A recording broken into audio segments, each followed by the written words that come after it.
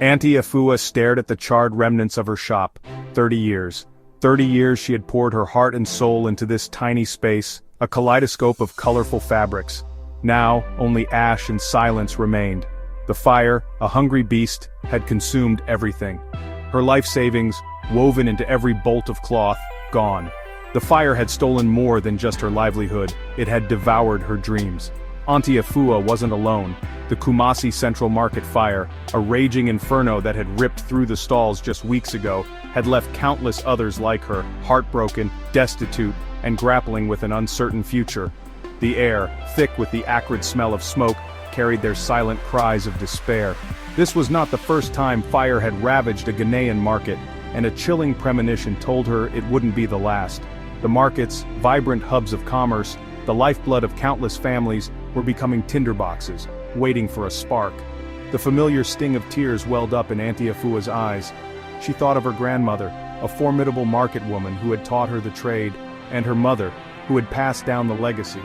Generations of hard work, wiped out in a single night. The thought was unbearable. The year was 2025. Flames had danced their dance of destruction in markets across Ghana, Kumasi Central Market, Kantamanto in Accra, Kajicha, Makola twice. Each fire left behind devastation and despair.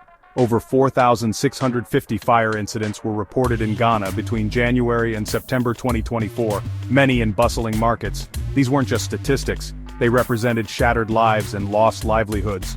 Just last month, Kantamanto Market was reduced to ashes overnight. Tekeman Market met the same fate earlier this year. The frequency of these fires was alarming. Auntie Afua recalled the whispers that followed each fire. Whispers of faulty wiring, negligence, and corruption. Whispers replaced by empty promises from officials. Most fires, Auntie Afua had learned, followed a similar script. They began quietly, often in the dead of night, a wisp of smoke, a flicker of flame, easy to miss in the darkness.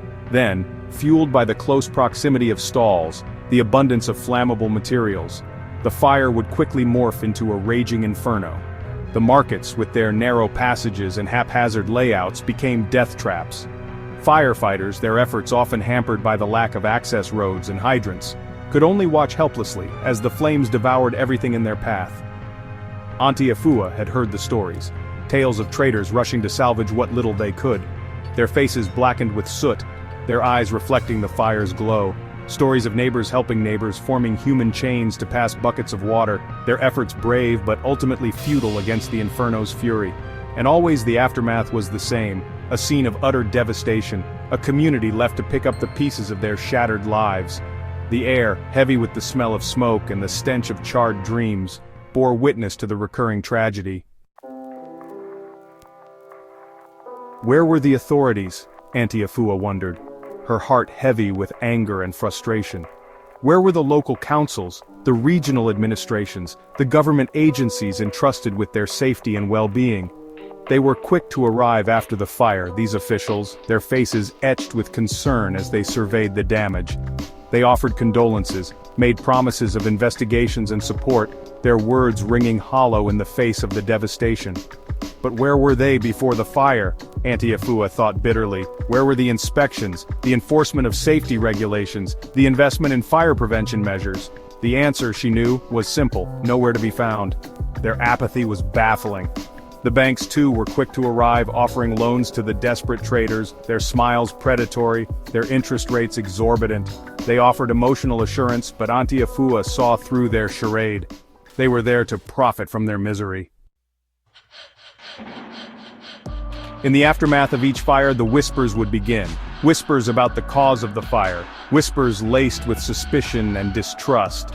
Some blamed faulty electrical wiring, a consequence of years of neglect and a lack of investment in infrastructure. Others pointed fingers at the cramped conditions, the haphazardly constructed stalls, the lack of fire safety measures. They spoke of negligence, of a system that prioritized profit over people. And then there were the whispers about sabotage, about arson. Auntie Afua remembered the 1993 Makola fire, a blaze so massive it had consumed a significant portion of the market.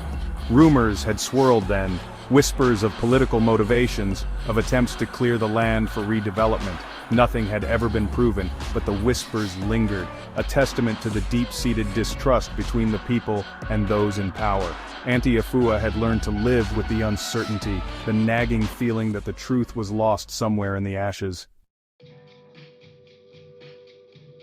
Despite the devastation, a glimmer of hope flickered amidst the ruins. It was in the spirit of the market women, their resilience forged in the crucible of hardship. They had lost everything, yet they refused to be defeated. Auntie Afua saw it in the way they supported each other, sharing what little they had left. She saw it in the way they returned to the market, day after day, clearing debris, rebuilding their stalls, their determination fueled by a deep-seated need to provide for their families. Religious institutions opened their doors, offering temporary storage space for salvaged goods. Youth volunteers, their faces etched with empathy, helped clear debris and rebuild stalls. The community, bound by shared loss and a fierce determination to rebuild, rallied together. When rumors spread that Asian developers were circling, their eyes set on the prime real estate, the community rose up. Auntie Afua had watched in awe as they chased away the developers, their message clear: this was their land, their market, and they would not be moved. The cycle was heartbreaking in its predictability: fire, devastation, empty promises, and then, the slow, arduous process of rebuilding. How many more markets must burn, Auntie Afua wondered. How many more dreams must turn to ash before real change occurs? The time for platitudes was over. Ghana needed action, not words. It needed a comprehensive plan to modernize its markets, to equip them with fire suppression systems, to widen access roads, to train and equip firefighters. It needed leaders who understood the vital role markets played in the nation's economy and social fabric. It needed a government that prioritized the safety and well-being of its citizens, not the enrichment of a select few. Auntie Afua looked at the faces around her, faces etched with grief, determination, and a flicker of hope. This was not the end, she realized. It was a call to action, a chance to break the cycle of destruction and create a safer, more resilient future for all.